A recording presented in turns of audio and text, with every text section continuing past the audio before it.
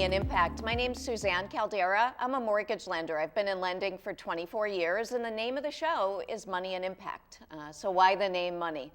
Well, for the past 24 years, I've helped people in all facets of their mortgage financing, whether it be getting their first home, refinancing, reverse mortgages, and everything in between. And then Impact, the other name of the show. And throughout the course of my career in life, I've been so lucky to have met some impactful people that have made a difference. And having this venue allows me to bring people on that touch upon the money and impact. And today I've got someone really impactful, Chris Revill from Hey Roadie. And let's chat podcasting. Hey, good morning. Thanks for having me. I am so excited that you're Me too. here. Me too. I remember the first day that you and I were connected and we had that coffee, and I was looking at my calendar, or at my phone, I should say, that day going, I wish I didn't stack myself back to back, because you are so interesting. We hit it off pretty well. Yeah. I think we forgot to talk about work. Yeah, we did, and It that's was like, when you oops. know. Yeah. I was like, So but you're just prep. more interested as a person. Tell me everything about you. Yeah. Yeah. I mean, you've had an extraordinary life. Yeah, Where thanks. are you originally from? Connecticut, Meriden, Connecticut. Would I say it's not the Gilmore Girls, Connecticut, not the, it's like the dead center in between Hartford, New Haven, it's off all the highways. All right, near Yeah. everything, Route 9. Yeah. I know Route 9. Yeah, that's town over. Oh yeah. Okay. Oh, I know Route All 9. right. Yeah. Perfect. Yeah. And then what got you involved in podcasting? I think it was, I just became a fan, like when they first came out, when they first started. No, maybe it was like when I was in college. So maybe it was like 2007, 2008. It was before you could listen to them on your phone. This is like on a computer. No, I might have had an iPad at the time. So I was just like started listening to them like a good amount, a little bit in college, and then I ended up moving from Connecticut to Providence, and then I was working a lot, but I walked to work every day. I was living on the west side in the Armory. I worked downtown, and I worked on the west side, so I just walked everywhere, and so I would just listen to podcasts like obsessively. It just eventually just like took over my life. And then it was just one of those few things of like, I think with every art, I'm like, oh, I wish I could do that, but this is one I actually could do. Like I've definitely, to hear music, I'm like, oh, I want to try guitar. I couldn't do it, So it was just kind of one of those things. There was like an easier barrier to entry. It's like, I think I could do this. And then lo and behold, I could. And with the draw of thinking you could do it, was it also like your natural curiosity? Because that was one of the things I learned. Yeah. Just sitting with you of, just how engaged you are. I don't think I recognized that at the time until afterwards, until it pointed out to me, because I had a whole nother life working like the mental health field. So like when I started my old podcast, Let's Chat with Chris Revill, I was working in community mental health, and you get to work with every type of person, which is so much fun. And so I didn't really put that together until afterwards. I was like, oh, I've always had jobs that had these like aspects where you work with like retail, or like worked in group homes. Like I worked with every type of human person, every gender, every class, every race. I've worked with everyone. So I don't think that was something I realized until someone like bestowed that on me. I was like, yeah, that's it. I think I am curious. I always thought, even when I was younger too, it's just like, I just like a lot of things. And it's the ADHD doesn't hurt either. So it's just like, I get really focused into certain things for a long time, and then I just kind of give up on some of them, and some of them stick around. And with podcasting, obviously, it stuck around. Yeah. Did you have any naysayers in your friend circle or family circle that said, "What the hell are you doing that?" Oh, I would say the first like 7 years was like, but everyone was supportive, but not even. I wouldn't say like you shouldn't do that, but more of like, what's a podcast? What you're talking to who in your room about what? Huh? So there was just like more confusion. I have to give my parents so much credit. They were so supportive of it. Like for my 30th birthday, they came on my pod. They came out, and we sat down and I interviewed them on my 30th birthday. And then my dad has his own radio show in Acoustic Blender at Wesleyan University in Connecticut. You can listen to that online. I wish I can't remember a station. But so everyone was like supportive or more like clueless. But definitely a few people are like, what's this? I definitely felt that for a long time, where it was like the old man on the hill, because I started in 2013 with a group of people, mostly online. There wasn't really anyone in Rhode Island that I knew of at that time. We didn't know each other yet. And then there was a period where everyone I started with quit, and I kept going. And there was definitely a couple of years of just that, like, I feel like a loser for doing this, but I really like doing it. So I just never stopped. And then eventually there was a shift, and this whole younger generation came in, and all of a sudden, like, you were someone somewhere cared, and I was like, oh, I like this feeling quite a lot. And do you feel that coming from the mental health field, it has helped you with being able to get maybe say deeper with people? Yeah, I think that was another thing I didn't like realize until later on, because like one of the best examples I'll have is I got to interview the drummer from one of my favorite bands, the Gaslight Anthem. His name is Benny Horowitz. Fascinating guest. Like, if you were to sit and talk with him, like on the surface, you'd be like, let's talk about the Gaslight Anthem. Let's talk about playing with Bruce Springsteen, all these musical things. And he came on, and it just turned into like a therapy session of like how EMDR therapy could help him get over his fear of like elevators and stuff. Because like people will kind of say something small, and like from the mental health and all that training and listening and stuff, I would kind of latch on to some of the darker terms. So sometimes it's someone's there to promote an album, but then we're talking about their childhood trauma, and I'm like, I can do this all day. Let's go. And I think because of that, what I liked is like conversations you didn't get anywhere else. Because if there's even a whiff of inauthenticity, I just shut right off. So like if I get someone doing like a talk show interview when I'm doing it, I'm like, no, we're not doing that. I was like, tell me about your childhood. Let's find something. We'll find it. And when you're doing that, is it finding like that clue that maybe they just drop something of I'm awkward or whatever oh, it yeah, is. yeah.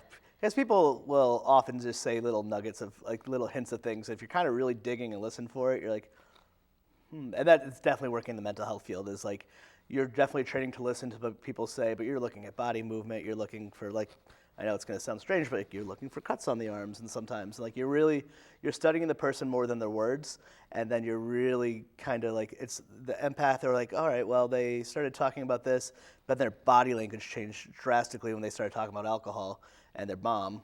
Let's find a way to get down that path a little bit without being direct about it, because not everyone wants to talk about certain things. Yeah. Which I get, but like you kind of find your way, and I would, especially with clients I worked with the mental health field, it wouldn't be your first time we met. We'd be like, let's tell me everything bad that's ever happened to you.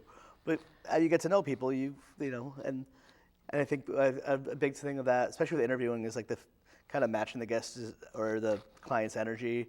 So like if someone's going to share a really personal story, I have my own limits of what I could share, but there's times I'm like, well, if you're going to divulge something, I'm going to divulge something, so we can feel like we're on an equal playing field. Yeah, and I would think podcasting almost gives you that, more of like an intimate thing, because yeah. Oh my God, yeah. you're just, whether it be in a room or if you're streaming it, you're just with that person. Yeah, it's like I've gotten to do like traditional interviews as well, which I did not enjoy as much. Like I always joke that like my podcast, the old podcast, and now doing the Hey Roadie podcast, is just like an excuse to like an adult play date. Like it's almost like it's a level of this, almost like even like this, it's almost a first date where you're just trying to get to know someone at a level. And sometimes you know the people, but you talk to them, like how often do you sit down with your friends and ask them about like their job, or like what happened to them when they were 7, or this creative passion? Like nobody does that. Yeah. So it's this intimate excuse where the cameras fade away, everything, you go away, and everyone just kind of forgets, and you're not on your phone, which is really nice.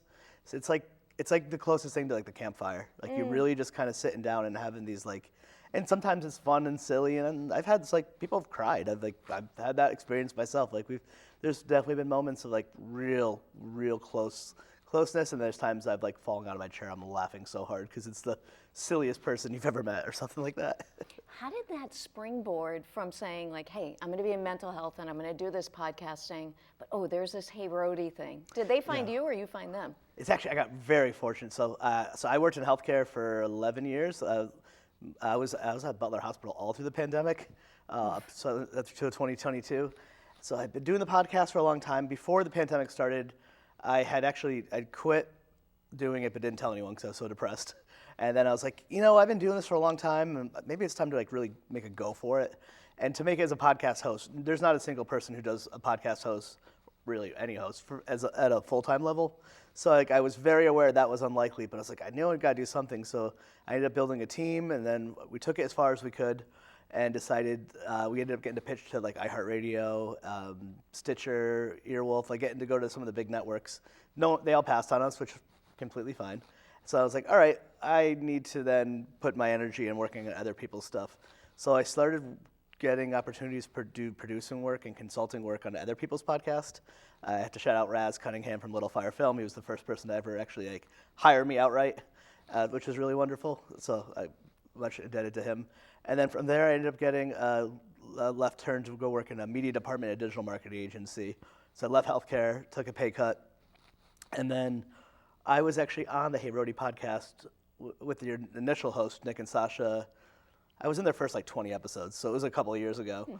And so then I was no longer happy in digital marketing, so ready to leave. And I've actually wanted to work at Hey Rody forever, but I never had a skill set that would allow it.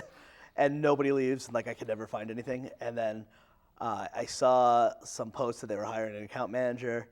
And because of, I knew Nick because I was on Hey Rody podcast. When I did the interview with Nick, didn't realize he was like the top dog who ran the whole show.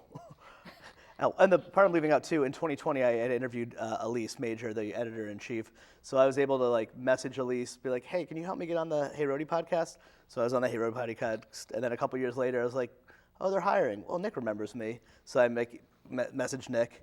And then they had hired someone that didn't work out. And then I came in, and for whatever reason, they said yes. So it was like a wild experience. But like those seeds were planted, 4 years ago. So yeah, it's like a 3-year long to get there. Yeah, and as the account manager, like what's your normal day-to-day or normal week look like? It's so much fun.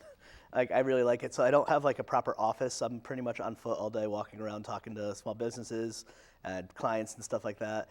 Too much time in front of a computer, but that will be my complaint of anything I ever do in my life because I prefer to not be in front of my computer.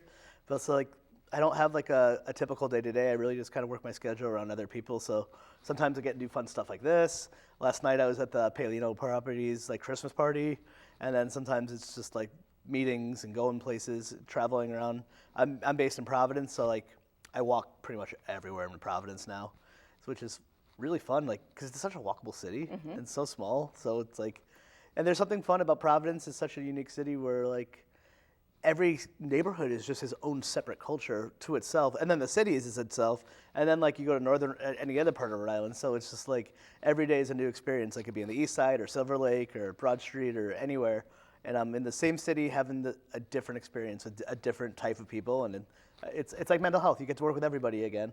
Yeah, you're using those same skill sets of Yeah. being able to connect with people and in doing these walkabouts and stuff. Are you actually going into to your customers or seeing if they want to be in Hey Rody? Yeah, it's a little bit of both. Sometimes popping in to see the people I'm working with or people I've just gotten to make connections with. Even if they're not working together, they're just really nice. So I'll just pop in to say hello. And then there's people, it's straight up cold call. I'm like, hey, trying to find the person you need to talk to, introduce yourself. And like usually when I'm going in, I'm just more of like trying to connect because like, especially a business downtown, I'm not the first person they've had to talk to that day. So someone like that, they're not going to give you the time of day right off the bat. So you got to put a little more energy into it. And so it's just so much fun. Like I've done it long enough now where I have like the set certain like stops I see once a month, the same people every month, and we'll just stop in. Or like the other day, it was a perfect example. I was at Let It Grow in Johnston. If it's on, it's the building that looks like a jungle on Putnam Pike. Yeah. Everyone's driven by it. Yeah. So I was meeting with Anthony, who we work with, great guy, and his mom's there, and she ended up making us this aqua panela, like this Colombian tea and crackers, and like me and his mom and the three of us sat down with the dog, and we just drank tea and ate crackers and hung out and just like BS for an hour. And like, this is life. That's work. This is my job right now. It was wild. It's just like people are so nice. Yeah. What were you like as a kid? You have to ask my parents. I don't think it was great. Yeah. Yeah, no, I think pretty rambunctious and wild. Very hyper. Was that part of the ADHD? Yeah, I think so. And I grew up in Meriden, Connecticut, so there's a lot of trouble to get into. Yeah, when I was just home, my mom was just telling my wife, she's like, oh, it was always like this. We'd walk around the neighborhood, and Chris would have to stop and talk to everyone. So I think very chatty at a young age. And Meriden was like very diverse too, so I didn't grow up with just like white people, for lack of a better word. I grew up in a very diverse area. And I think that also helped with like the mental health piece and like working in podcasting and this. It's just like, I just can talk to everyone. Because there's certain people who grow up, it's very homogenized and that could have a real effect on you. But growing up in diversity, I felt like it was really like a strength. Yeah, because you're seeing all different types of people, Different right? people, and you get to explore culture and more importantly, food. Yeah. You get to eat all the best, you get to eat every different culture's food. So it's like, you go to like a holiday party and there'll be like Dominican food and Puerto Rican food and then Italian food and like everyone brings their dishes and like your plate just looks like something like We Are the World or something, and it's the best food you've ever had. So it all just comes down to like and then everyone, and so much of those cultures are so similar. Like at least where I grew up, everyone was just very loud and lots of food. Yeah. A lot of rice, a lot of pasta. It was great. You mentioned, you bring up the food and all the diverse cultures of where you grew up. I mean, that ties right into Hey Roadie. Like you must love restaurant day. Yeah, my restaurant week is like my favorite. Like, Yeah. and like that's why secretly my favorite thing is getting all the free meals I have gotten here. Because in healthcare, like you don't get free, it just doesn't work that way. So I've been treated to people have been very generous, and I've gotten to eat a lot of food that I never would have been able to have otherwise, and it's so good. And Providence food scene is insane, as we all know, because we're in Rhode Island. But like coming here from Connecticut, where like I was a very picky eater. I didn't like get into food until I met my wife, and now like became like a foodie once I met her. So now Connecticut pizza. Oh yeah. Better than New England pizza? Yeah. Okay. Yeah, New Haven forever. All right. Yeah, I have to say like Pepe's Bar, Sally's, and then I'm from Meriden, which we have Little Rendezvous, which was arguably, I think it's my favorite pizza.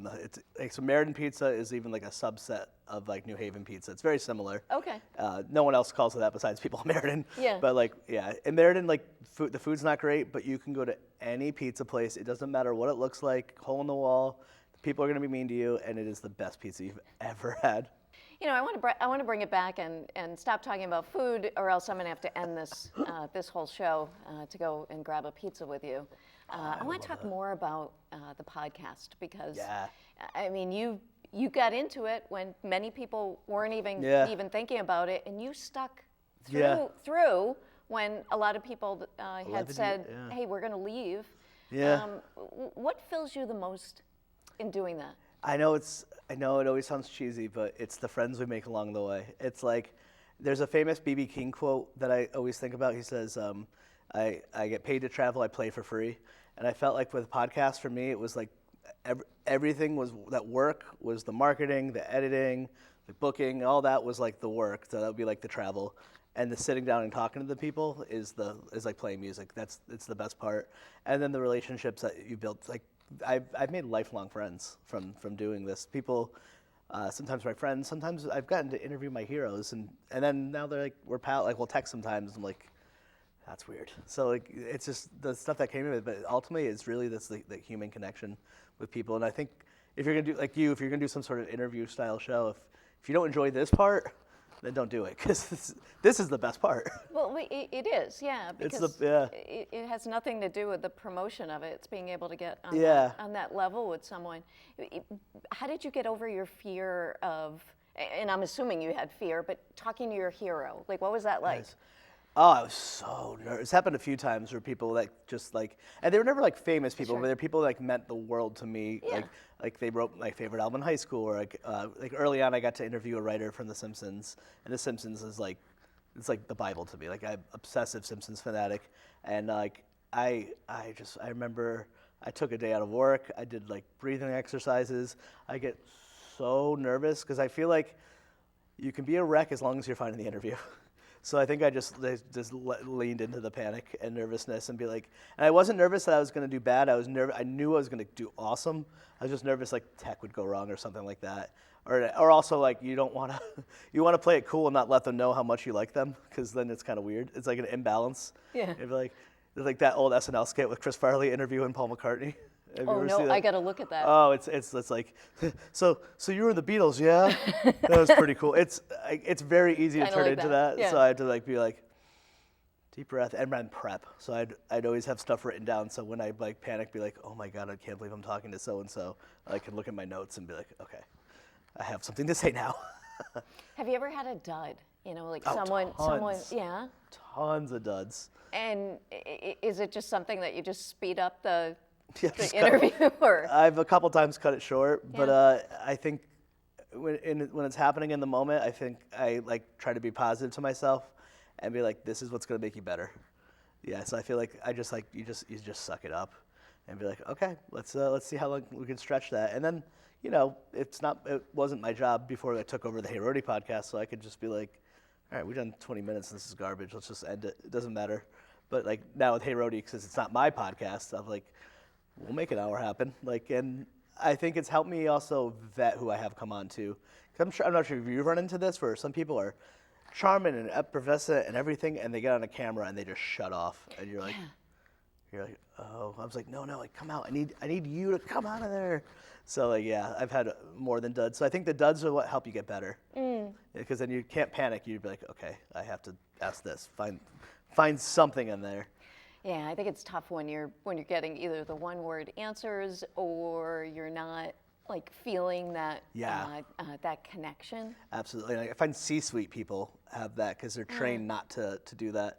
But now at this point, because I've been doing this for about almost 12 years, it's like we just doing semi-recently with Hey Roadie with a C-suite person, and they were lovely, but like it was such a challenge. But I like enjoyed it so much because I knew going into it, I was like, all right, I know they're going to be really guarded. Like, let me do so much research. Like, let me find out something about you that is going to make you be like, how do you know that on the interview? And then the real person will slowly kind of come out. And it's usually food or like family. Like I try to avoid trauma now. That used to be my big one. Or just something like asking like a specific question of like, it's Friday night, where do you and your partner like to get takeout? And something like that. And then you just hear like someone about their lives, and then slowly you can kind of get you throw them off their game a little bit. They're like, that's not what I'm supposed to. No one asked me about how much I love Apsara. And they just slowly, but yeah, it's a challenge.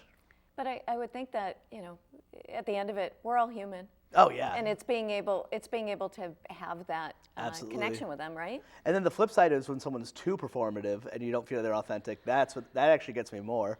Yeah. So it's like finding this weird sweet balance of like, where like you don't want someone acting like I'm not the Tonight Show, like but it's also a person. It's like how do they interact? Because sometimes we've interviewed people on Hey Roadie who they've never done any interview in their life. They have no media training. They've never done a podcast, and sometimes that's really fun.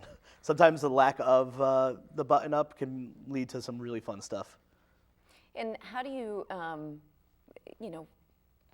figure out how to weave through that? Where, if you think maybe I can turn this dud around, and the dud is not turning around. Yeah. How do you weave around that? Editing. Cut out the bad questions. Yeah. And then, but usually just having like my good stock questions there to be answered. So like that way I can just be like, all right, if I ask these 3 standard questions, then that will be good. And I try to really lean into post-production. I think the best thing I've learned is learning to be comfortable with silence. Like, so finding little tricks to get people to talk more. So if you're getting that one-word answer, not responding right away and just staring into somebody's eyes is the most uncomfortable thing in the world, but it gets people to talk. Or instead of saying like, can you tell me more about that? One of my favorite tricks, it's actually like a CIA trick, is you just say more. Like simple things like that. So I'm trying to encourage the person to talk more without being like, can you speak more to that? Like, because that doesn't feel natural. But if you are in an interview and you just stare and they give you a short answer, and you stare at someone silently for about 5 seconds and say, could you say more? I cannot. It is one of the more uncomfortable moments in life. Yeah. And it just makes everyone melt and then come right out of their shell, if they like it or not. It is uncomfortable, but it's a skill you have to I've learned to hone. Yeah. Well, I think you're teaching me on things to know. Because part of me has that nervousness of, me too. Oh, wait a minute, we're not talking. What, Yeah. Let's do some filler or. I know. Yeah. Silence is your friend sometimes, and it's hard. Yes. It's real hard. Like I'm always like, stop talking. But so yeah, it is funny when you get the people. Do you get confused when you meet people on these things and like, you don't talk? Because I can't stop. Well, it can be weird, and I can also be a person that can feed into energy. So when you were talking about the performative person, I have to be careful that I don't fall into that with that person of trying to. I don't know what the heck I'm trying to do. Maybe I gotta go deep with that myself. But like I'll relate to that so much. Do you have that issue? 100. My therapist has told me I'm a lightning rod for emotional connection, and he's very right. But I feel like when you're doing like the podcast, like. The real secret is you're just trying to like sync this invisible energy that you can't see.